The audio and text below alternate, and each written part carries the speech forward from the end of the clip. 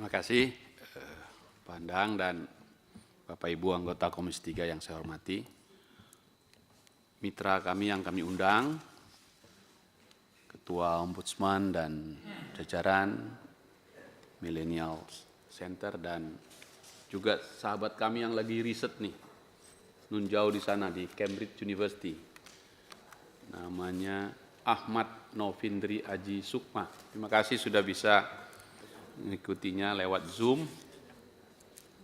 Masukan-masukannya sebelum ke Ombudsman, saya nanti ke Pak Ahmad Novindri Aji Sukma dan teman-teman dari Indonesia Millennial Center. Ini bagus sekali masukannya, karena KUHP ini sebenarnya berlaku untuk kita semua ini.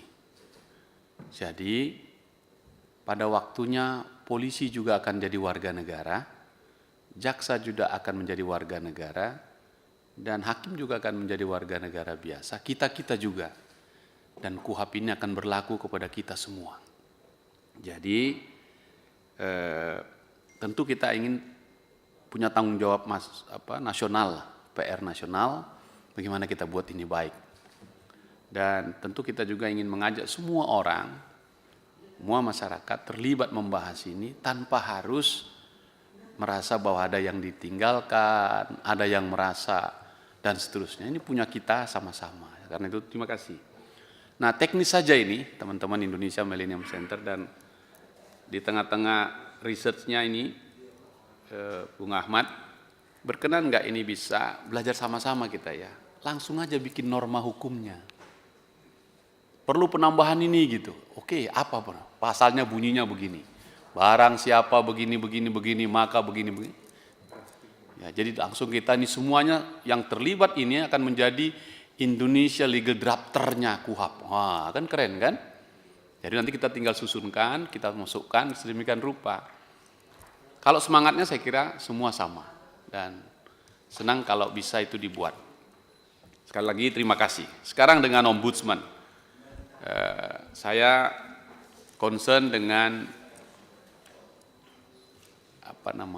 lesson learn, pengalaman, pelajaran panjang 40 tahun lebih KUHP ini, pastilah kita temukan kelemahan-kelemahannya, dan itulah yang ingin kita cari.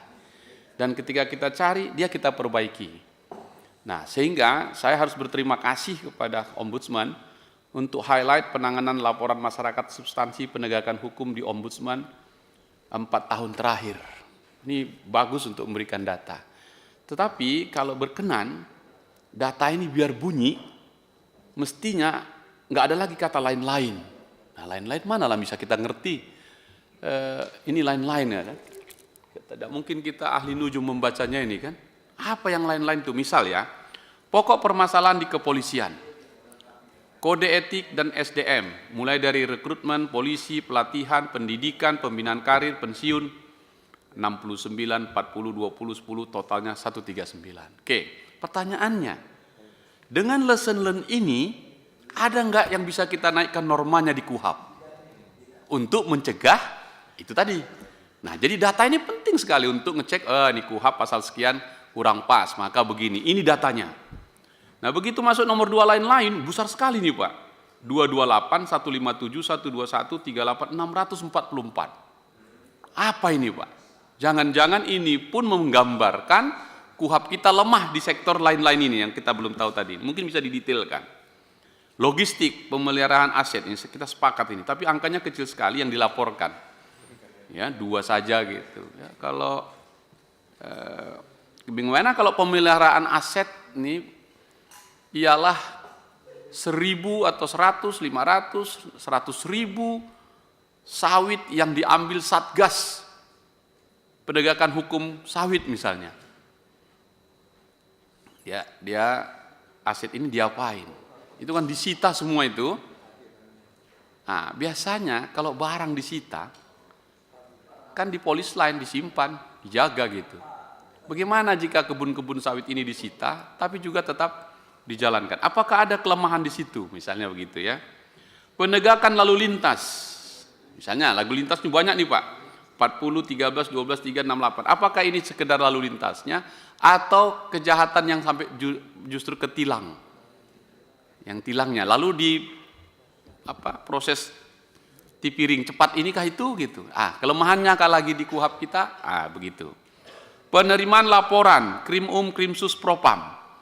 Banyak ini ya, kaget juga saya, 407, 122, 88, 32, 649. Termasuk tinggi nomor 2 ini. Gitu. Penindakan huru-hara. Nah, ini yang paling penyelidikan, penyidikan, penetapan tersangka, DPO, visum, lapkrim. Ini menurut saya nih SP2HP, SPDP dan P21 pasti kena tentang KUHP ini. Supaya kita tahu pelajaran apa yang kurang dari KUHP itu. Kira-kira gitu Pak. Jadi saya kira Ombudsman ini luar biasa data ini. Dari sini kita dapat potretnya, oh iya KUHP kami lemahnya ini gitu. SPKT oke dan seterusnya. Tindakan ini di kepolisian. Totalnya itu kalau dikumpulkan sejak 2022 dari angka 1839 totalnya menjadi 3.570 di 4 tahun terakhir untuk di sektor kepolisian. Nah, yang ini berapa persen ini yang kaitannya ke KUHP, Pak? Ini akan sangat menolong tim ini di sini untuk nyusunnya gitu. Termasuk nanti yang ada usulan tadi kalau alat bukti ditambah dan seterusnya, ada nggak hubungannya itu. Nah, sekarang kalau kita lihat kejaksaan. Nah, ini asik ini. Kalau ini menurut saya ini hampir semua ini KUHP ini. Barang bukti kejaksaan. Lumayan ini. Tapi kalau bisa dibuatkan detailnya Pak, barang buktinya berupa saham, besi, aluminium, apa ini kira-kira? Gitu. Kapal yang bergerak, yang kemudian ditahan di pelabuhan di Tanjung Balai, sudah 4 tahun belum putus-putus, udah tinggal rangkanya saja di situ. Yang misalnya gitu kan Pak, padahal ini akan bagus sekali ini. Termasuk tadi sitaan kejaksaan ini betul ini. Tahu kita disita karena diumumkan, tapi nggak tahu kita kapan berakhir sitaan itu. Bahkan nasibnya pun nggak tahu kemana perginya. Nah, apakah ini di KUHP misalnya tadi yang tadi usulan teman-teman Indonesia Millennial Center juga tadi Pak, kan ada batas waktu. Misal ya, dakwaan dan penuntutan saya nggak tahu ini apakah cara baca yang salah, yang masuk kategori diadukan atau lari dari dakwaan dan tuntutan. Kita pingin sekali Pak, kalau ini teman-teman Ombudsman, detail ini, jadi ketahuan ini, oh ini KUHP kita memang betul ini. Nah, eksekusi pidana, kami selalu diskusi tentang eksekusi. Untuk apa menang juara tanpa mahkota? Nggak bisa dieksekusi. Wah, ini urusan Ombudsman ini. Penyidik, penyelidik, kau ini dikasih tugas untuk ini kok biar aja itu gitu. Ini tugasnya Ombudsman. Nah, apakah dengan demikian Bapak mau bilang, masukkanlah kami Ombudsman ini di KUHP? Apa itu maksudmu? Kan begitu jadinya gitu, untuk menjaga ini tadi kan. Karena dia ternyata Anda temukan banyak sekali kesalahannya tadi kan. Nah, ini jadi menarik ini. Ini tentang kejaksaan. Kalau kita pindah ke peradilan, juga tinggi sekali nih soal eksekusi putusan. Balik lagi nih eksekusi nih Pak. 169, 135 dan seterusnya. Nah, kira-kira apa ini? Saya sempat ngusul ini Ombudsman kemarin dalam rapat di sini. Waktu tes fit and proper test calon hakim agung. Karena banyaknya putusan yang tidak bisa dieksekusi, karena hakim menganggap itu bukan tugasku hanya memutus. Padahal kalau dihitung uang yang harus dikembalikan ke negara besar sekali. Setuju nggak Ombudsman misalnya dibentuk badan eksekusi negara yang langsung di bawah presiden, supaya nggak ada lagi yang terlantar ini eksekusinya. Ini bagaimana pandangan Ombudsman? Itu di peradilan. Ini yang paling terakhir yang jarang kali kami dapat masukan. Nanti pandang kita usul pimpinan supaya lapas ini kita ajak, karena ini paling ujung, yaitu lembaga pemasyarakatan. Dia paling ujung nih. Ternyata Ombudsman menemukan laporannya ini tabrakan atau pelanggaran itu hak warga binaan, kinerja petugas lapas. Nah, ini lagi lain-lain ini. Nah, ini lain-lain ini kita ampun ini Pak. Masa penghukuman, pungutan liar, sarana dan prasarana lapas. Nah, ini kalau dikaitkan ke KUHP, kira-kira kayak mana Pak menurut teman-teman Ombudsman? Nah, jadi berarti mulai dari tadi penyelidik, penyidik, penuntut, putusan sampai pelaksanaannya nyambung di sini. Nah, saya berhenti di sini lewat pimpinan. Jika berkenan nanti Pak tertulis saja, biar sama-sama ini kita kerjakan. Kalau perlu Ombudsman buat satgas sendiri di situ khusus tentang KUHP ini, supaya betul-betul kita sama. Pikiran saya memang Di mana yang ngawasi para penegak hukum ini yang sifatnya administratif?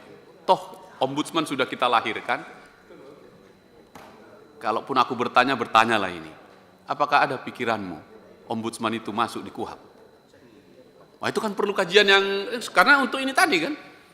Apakah misalnya tugasmu paling ujung, mengawasi putusan yang nggak pernah dieksekusi ini gitu. Misalnya itu ya. Kenapa nggak kau eksekusi ini? Mana ini? Dan seterusnya.